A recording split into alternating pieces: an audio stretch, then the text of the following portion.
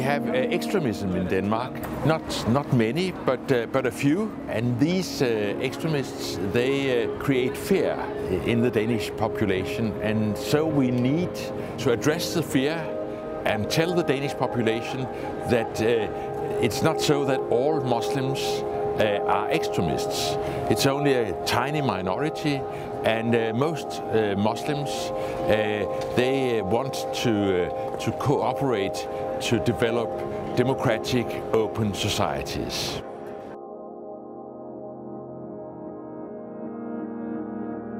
I don't think that Muslims are really threatening the stability in Denmark. But of course there are problems in some of the Muslim communities with criminality, but also radicalization. And I think that of course we should address that and do something about it, but that is not a problem with Islam, or it's not a problem with moderate Muslims. They know they are a minority, and they know that the majority have special rights and a special position. But they just want to be respected, and they just want to have the right to exist. I think between the youth it's easier because they were born in Denmark and they've gone to school in Denmark. So obviously it's easier for them to feel part of the society. But I think there's sometimes they don't feel part of the society, maybe because of they look different. Sometimes it's because of that, sometimes it's because of their religion. So they haven't found out exactly how to practice their religion in a Danish society.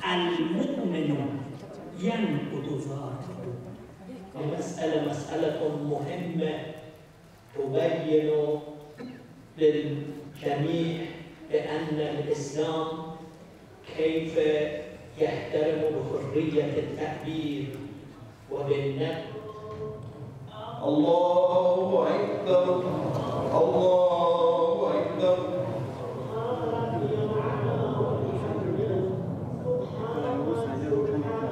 سجود الله أكبر.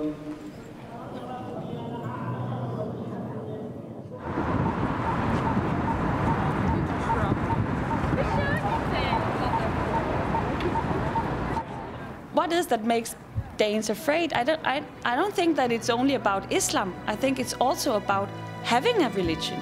That is making people afraid. Being religious is really not a common thing in Denmark anymore. So people coming with another religion are not only challenged by a society who doesn't know this religion, they're also challenged by society who doesn't know about being religious.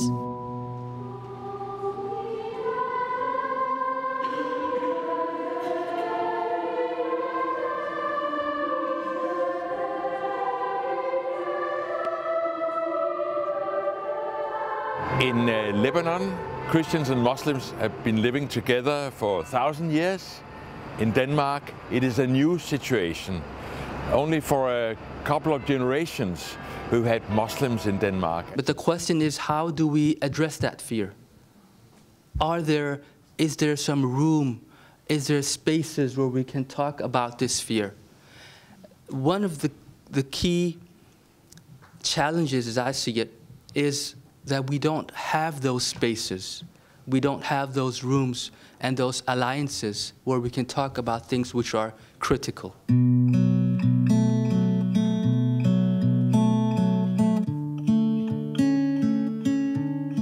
We have a center here for refugees and immigrants, a place where most of the people who are coming here are with Muslim background. So we said it's very important that we have a place where people can meet and that the Muslims feel welcome here, and we think it's the church's job to make a nice place for minority groups. People kind of think we are their second family. So I'm like a mother for many. Here we try to say that people should have good citizenship here in Denmark, and we also have big challenges that we see that many of our immigrants and people with foreign backgrounds are those who are the poorest in our society.